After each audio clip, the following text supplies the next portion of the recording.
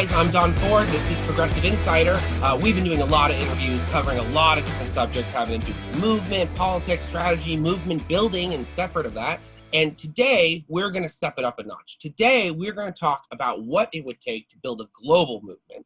And we have somebody here. He's currently in America in the Northeast, but he has come all the way from Australia to discuss this subject with us. Vinay, how are you doing today?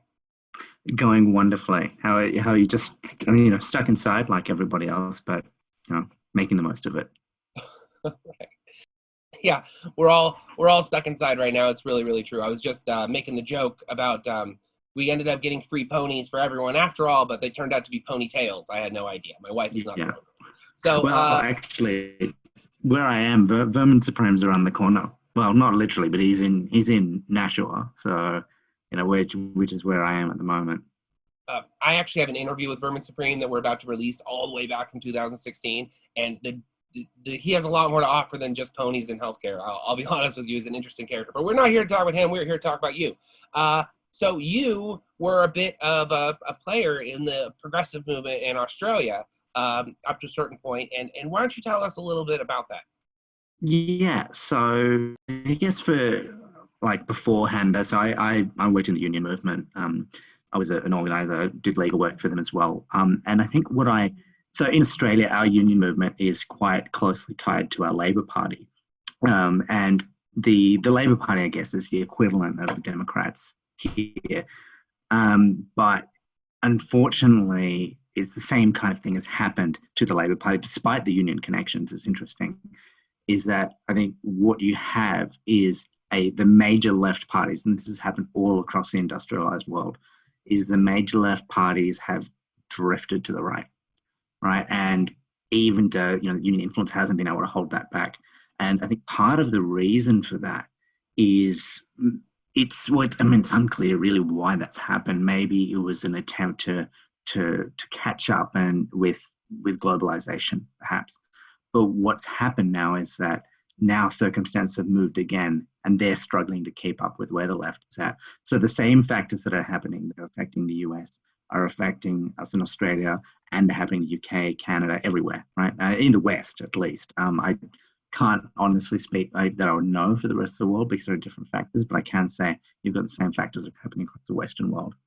So what you're kind of saying, and what I'm hearing, is that in the rush for globalization, corporate interests have injected themselves into the left-wing parties and actually moved them further right as some sort of move. Because we're seeing this, you're saying it's happening in Australia. We were having the same thing with the TPP here a couple of years back. And there's always some NAFTA new trade organization that's threatening American jobs. And so so you basically have seen this in action already in Australia. Now, what did you do at the time to try and combat it? Well, actually, I grew up with it, to be honest. So my political involvement has only been over the last 5 years, or 5 to 10 years, I'd say. And I actually grew up assuming that our labor, that's what the left looks like, right? So for me, that was the normal, and it was the movement that came out of the US. It was Bernie Sanders really that challenged that normal. Right? They're saying this isn't actually what left-wing parties should be doing, right? And I know I'm not alone. I know that a lot of the people I grew up with who all consider themselves left grew up with the norm of a corporate injected left. And simply, and I mean, we can now look back retroactively and say, how did we get there? It's because the left was tired of being left out of power, right? So they changed their philosophy to retake it. But the world has moved again, and we can have a real left again, right? And it's just, a lot of those parties are just too afraid to move with the times. That's an interesting way to look at it. It seems like since everything in this is tied to some profit sharing somewhere and something, there's still plenty of opportunities for their form of system to be effective with still having a very left party. So this idea that we can't, someone can't make money or have power off of doing the right thing, I think is just intrinsically wrong. There's something more nefarious going on at the bottom of it, the way I see it. But that's why this argument is so important to make right now. So you've come here, and just, before we talk about like what you actually have done in Australia, what is seeing the Bernie movement in 2020, and how different was it from watching it from outside the country and watching it inside the country? Right. So, well, actually, I didn't get to just watch it from inside the country. I got to watch it from inside the movement this time as well. I got to be a Bernie staffer here in New Hampshire, which was an incredible experience. I think what I can tell though, for me, it's not so. Two things I guess have shifted. So it's unclear which is because of distance or because of the time change, but it's clear the conversation has changed in 4 years. Like that is absolutely clear to me. I remember, at the time in 2016, people were seeing Bernie as this kind of fringe outsider, right? And he was someone that struck me as very different at the time, and I was like, wow, hang on, who is this guy that's willing to speak truth to power like this? But I know that a lot of even my very left friends were still skeptical of him, and they thought oh, the movement will just fizzle out, and it went much further than expected. And Bernie continued to dominate the national discourse for years after. So I think that the perception, the conversation has changed, right? Not just the ideas that you have are becoming normal, but he's assembling a community. He's assembled a community of values around him since then. And that has not just impacted US politics, it's impacted international politics. I think the other thing that we're starting to see is, well, you have to look at why those ideas are getting normalized, right? It's not just, you speak. I mean, obviously there is something to be said that, in terms of the Overton window, if you just keep saying an idea long enough that it will become the truth. But I think people are also understanding why Bernie's ideas should be normalized, because I think in 2016, maybe there was this idea, and it's been an idea for a long time, that it's important to sort of keep order, keep structure and keep order. And I think that's one of the underlying ideas behind modern left parties, and is that there's that it's important just to keep the management structure going and try and inject little changes in there. But since then, I think the reason the conversation has changed is because the extent of human suffering that is going on in this country has become clear. People are being forced to empathize, right? People who wouldn't normally empathize are saying, and I think that's because the conversation has been put out so strongly and so loudly that you cannot ignore what is going on anymore. The point where that suffering is now taking priority over this idea of we need order, right? What value is that order? What value is that structure if it's ignoring this massive scale of human suffering that's been institutionalized? Yeah, I think you're really making a really solid point about normalizing suffering, and I hadn't really considered it like that, but that's a really, really good way to put it, because we have normalized suffering, and that is what the Bernie Sanders movement, I think, is about. And when we try to help people, is we're trying to denormalize the idea that it's okay to hurt people in the way that we do. Just if you think about like incarceration as an issue, like putting someone, like we're a communal species, we're supposed to be around each other. The idea of solitary confinement is incredibly cruel, and we use it all the time. We put kids in the corner, we do all sorts of discipline acts, and we think that that's normal, and that begins that normalization of pain and suffering of others when they like get in your way or they bother you or whatever it is. And so I think that the movement was very successful in identifying this so that people could see it, because like you said, the corporate left-wing structure was normalized to you. It was normalized to me.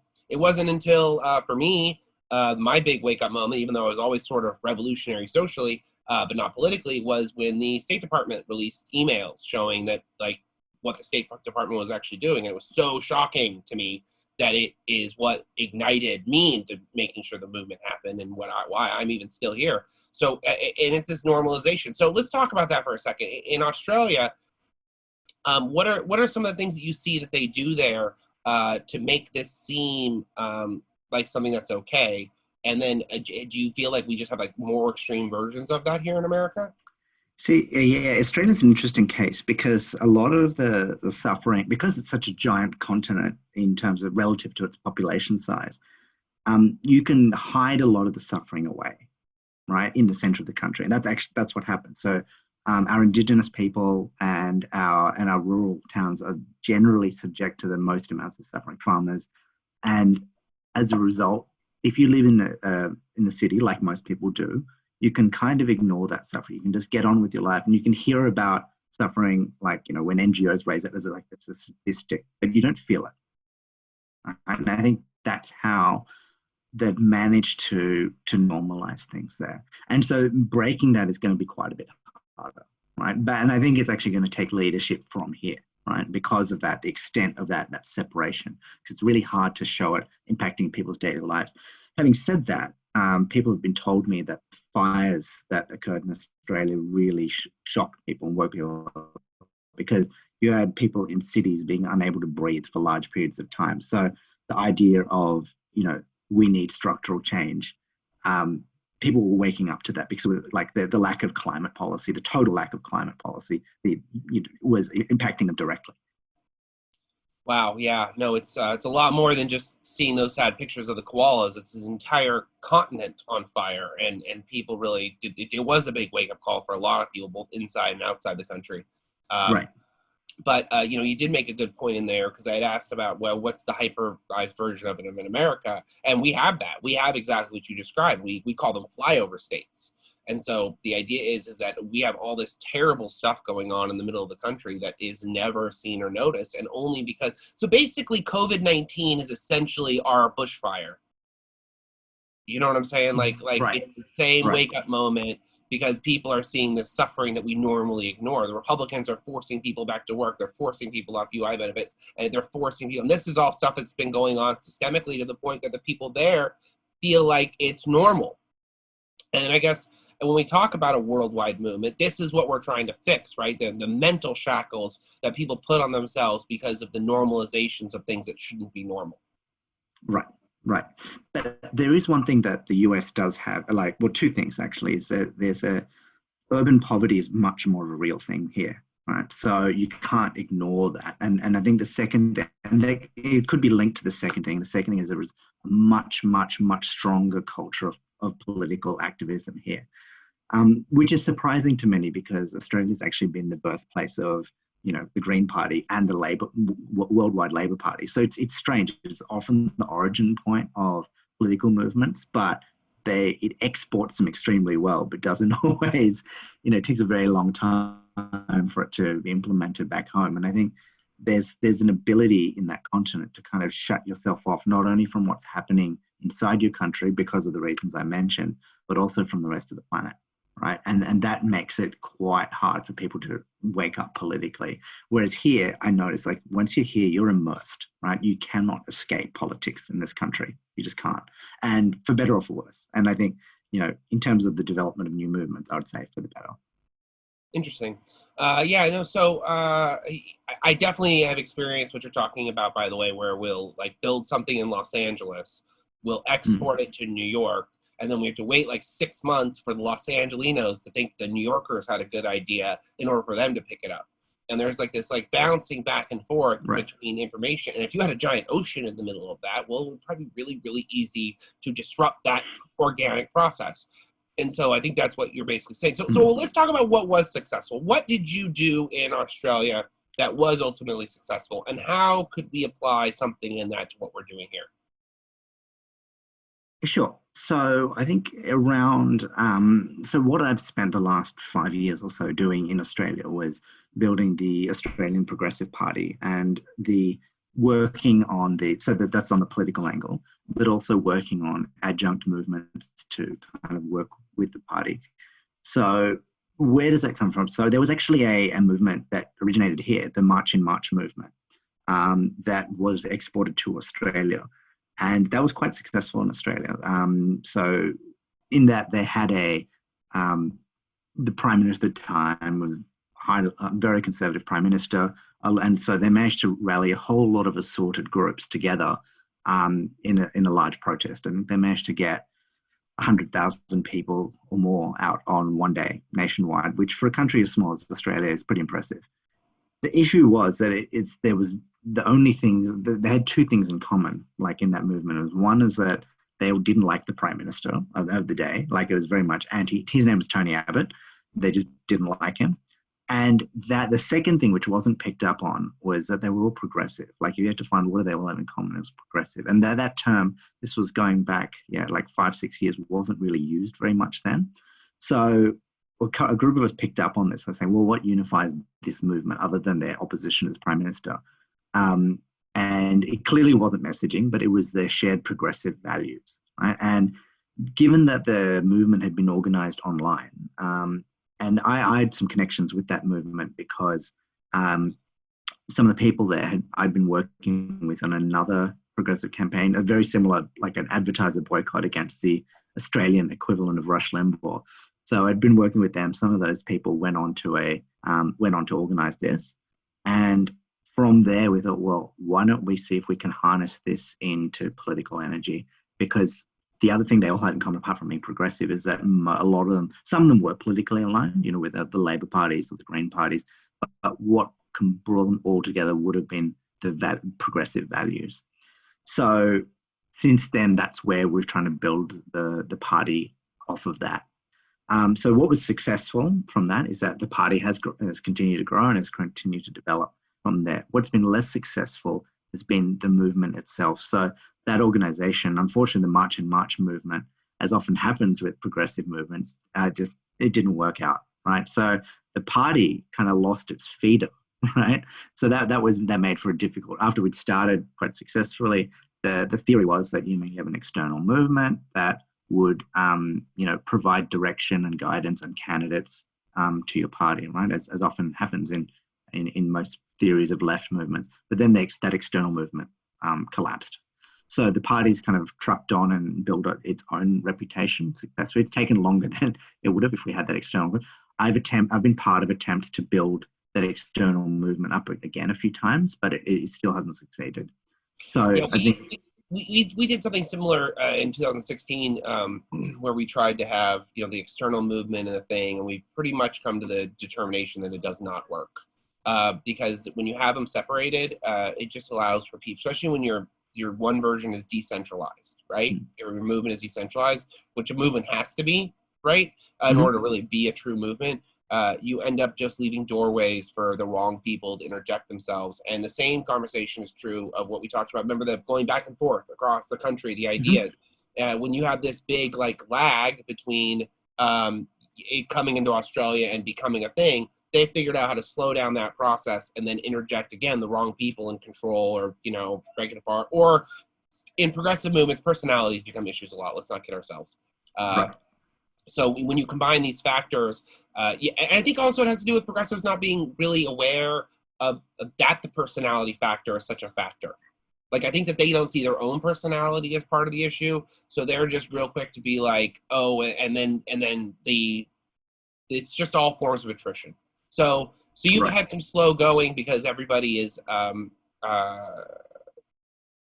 you're basically, it's like doing open source strategy.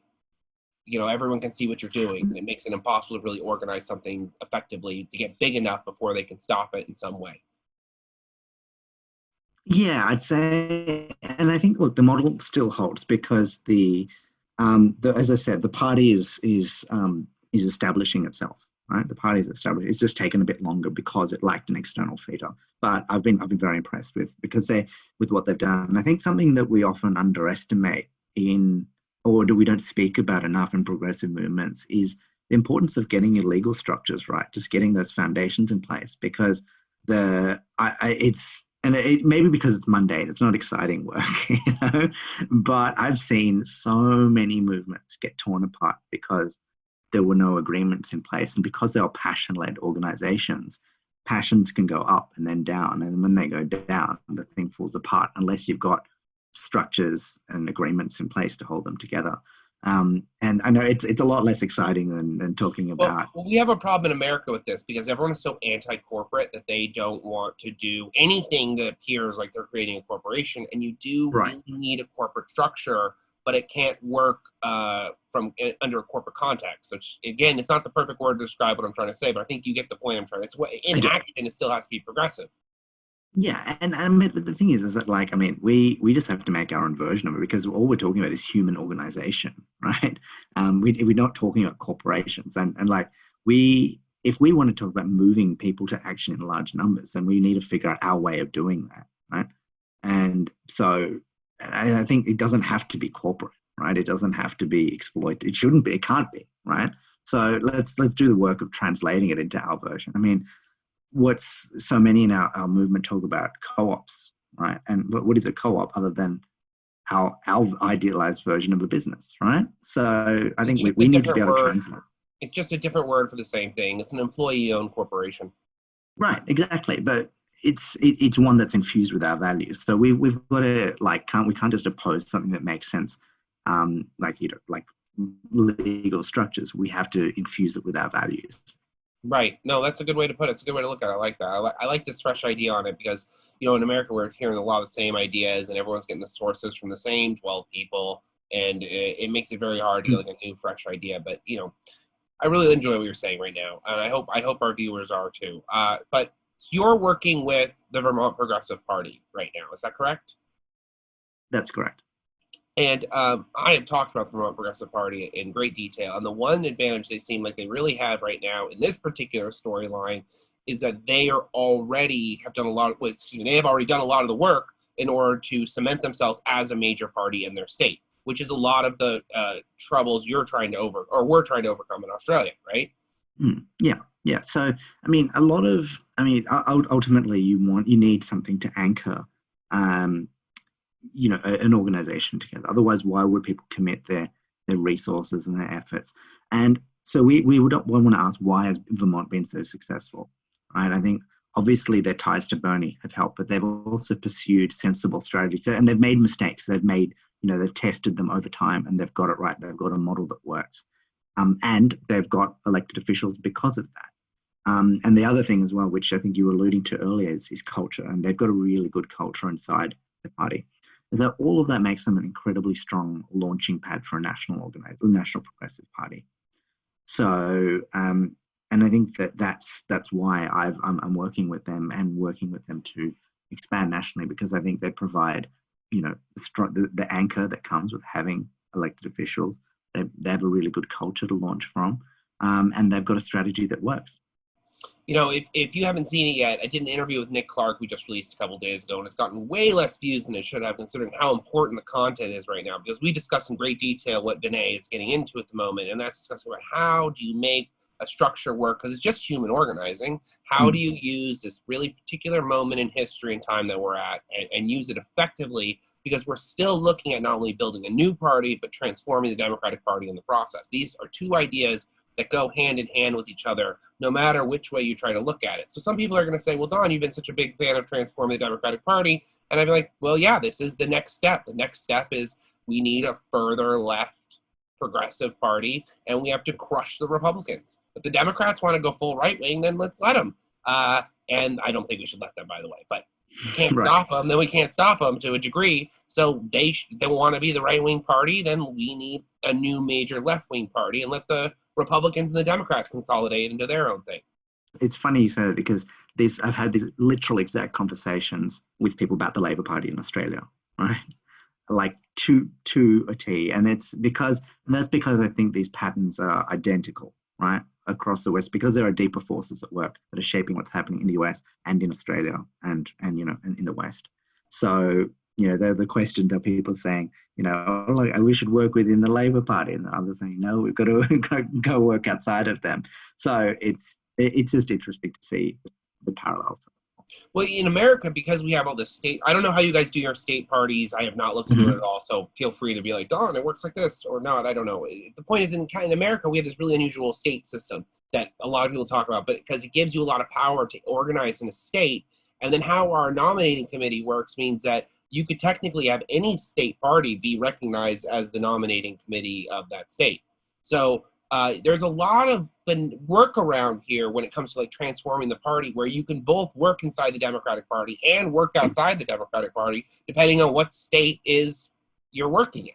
It really changes the whole conversation. So I do want people to know that there's still room for a lot of negotiations and building, but at any point, it has to be about building this thing first. It has to be about, you can't let it get co-opted, you can't let it get taken over, because they're going to try.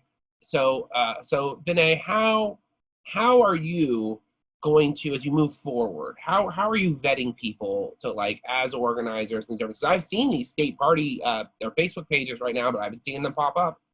Yeah. So for me, there's a couple of factors here. Like, one is, for me, so in Australia, our most important document was our code of ethics. right? And in fact, I've had the permission of the Australian Progressives to use that code of ethics for our organisation here as well. And if someone is willing to sign on to that, that's a good starting point, right? And obviously, we use our own judgment too. But if someone is willing to sign, that's a good start. And I mean, as I said, I'm a lawyer, so I tend to view things through a legal lens. And what that means is that if we have a set of rules that people have signed up to, then they can be held to account for that. And I don't, and that's often surprising to a lot of people in progressive movements, I've noticed, is that the idea that we could have a set of rules that people can have signed up to and can be held to account through a disciplinary process. It's pretty straightforward, right? And maybe I guess that, it has a workplace relations feel to it. Maybe that's why people are opposed to it, but that's how we build and save our movements, right? It's the normalization, because the Democratic Party, we don't have that at all. And there's been a conversation among just a very few progressives over the last couple of years about how we use the platform as a tool of accountability.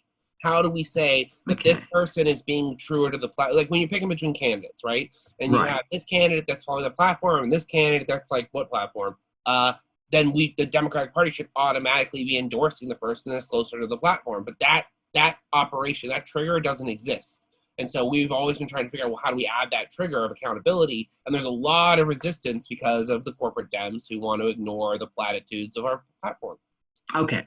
So now you're talking a separate question, because the question of platforms. So I was talking from when you were saying, how do you vet people? Well, I'm just saying it's a similar concept to what we're trying to do. I understand that it's a different idea, but we're trying to do something similar, and that was the method we're trying to. It's not really working. So I actually like what you're saying a little better, because you have somebody coming on as a member of the party, and there is some kind of it's not a loyalty oath; it's the code of ethics. Right, and it's just simply a willingness to behave a certain way. And I think that I'm approaching from this angle because, as I said, I've seen too many movements be torn apart. So I think this is the fundamental thing. Now the question then, like we haven't, the honest truth is that we're early enough in this that we haven't found, nobody's approached us who's like not really a true believer. Like if you're willing to take the risk of, approaching a new organization that's setting up because you're a true believer. So I'm not worried yet, but it is a question we will have to look at as we grow and become established, because you're right. People will come in who don't really believe it. So they think, okay, this is a vehicle law, or maybe even, this is a threat to the Democratic Party. We should get involved. Who knows? But that is a question for down the line. I think it will become a question for when we're established, right? But right now, the biggest thing we've got to establish is the right culture. And for me, getting the right culture means on the back of the code of ethics. Great. I mean, I have nothing. That sounds fantastic, because this is very similar to what me and Nick talked about issues before power, and how it's the same concept of you have to straighten out this stuff, because so many people are in a rush to get in a powerful position. They don't want to set restrictions on how they get that power or how they maintain that power. And when you're looking at from issues first, then you have a code of ethics of how we handle and approach issues, and then people that follow those code of ethics the best and are able to be effective within that can also shape how those code of ethics change as I assume they're going to be somewhat fluid. And so it gives he's nodding. And so this is just kind of the important phase of what needs to happen. And this actually gives me a lot of hope, because we have a lot of very strong personalities in America, and they get in the way of themselves more than they do, as much as they get in the way of each other, right? So I think having something like this that makes it clear, it's going to be a real good idea, and I really look forward to seeing a copy of that. No, definitely happy to send that through. The other thing, though, just to answer in terms of strong personalities, I look at it's important we just demonstrate the right behaviours from the beginning, from the get-go, and I think that the culture I see setting up is one which does not value egos or personalities at all. It just doesn't, and it's very much about how do we help each other succeed. That's the core idea here, is that how do I help you be the best version of yourself, right? So that, so you can grow the party. And that's it. And the thing is that it's like an ego just doesn't survive in that kind of environment. It can't, right? Because it's not one that's willing to sacrifice for others and help others be their best, right? So if we create that, set that precedent from the get-go, which is what we're trying to do, and I believe we're doing that, then there's no room for, and if you think about progressives, I mean, we're the kind of people we don't like being told what to do. So we can't build a culture of people having any kind of authority over others. And this thing won't even build unless it's entirely an opt-in culture, right? It will build off the back of people opting in and having control of the process every step of the way. Otherwise, it just won't succeed. Like, why would it? Like, why would progressives just, jump in? They would rather stay separate. That's just who we are, right? So this will only work if we build the right culture. It won't even get there. This has been a great interview. I just want to let you know, I could sit here and talk to you about Australian versus American politics for hours, and hopefully I'll get that chance. But right now, there's some important work that needs to be done in regards to building this up and getting this going. I believe there's already a foothold in Illinois. There's already a foothold in Vermont. There's Ohio is pretty ripe for a lot of stuff because that place is a disaster. Colorado, same thing. I mean, they legalized magic mushrooms. They're ready to go on a trip, if you know what I'm saying. So, I want to thank you, Vinay, for being here today. It's so important that people understand the issues that he's talking about, because we have to build a global movement. And when we talk about doing this party, it's not just a national party. It's not just a state party. When you're using code of ethics that are the same in Australia, and we can get those into other countries if they're effective, then this is how we build a global movement, where there is some level of accountability to one another, and we can actually push for progressive values, because it's not about ego, it's about letting someone be the best tool that they can be. I'll tell you right now, Vinay, I get accused of ego a lot, and then I just remind people that I'm in Los Angeles and an actor, and they go, that's not better. So Vinay, thank you so much for being here. We are going to get out of here right now. This is the end of the interview, guys. If you are interested in hearing more about what's happening, check out Nick Clark's video. We're going to do more of Vinay as we pull forward on this whole thing. Please also, if you're interested, check out our Patreon. Got to pitch it at the end of this. I know it's not the most selfless action, but if I don't, I get in trouble. So, guys, please check it out. There's a whole community we're building, lots of stuff to get involved in, and things like this, what Vinay is doing. We're trying to grant greater access so we can grow whatever movement comes next, whatever we're going to call it. You got any ideas yet, Vinay? Oh, well, Bernie's already setting up the Progressive International. Like, he put it on hold for his presidential campaign, but I think that's kind of what we want to connect with once it's back up and running again. Once he's had a well-deserved break. Interesting. Okay, well, there you have it. Once he has had his well-deserved break. And that's what we're going to get right now. Thank you, everyone, for watching this video. That's it. Thank you. All right, thank you.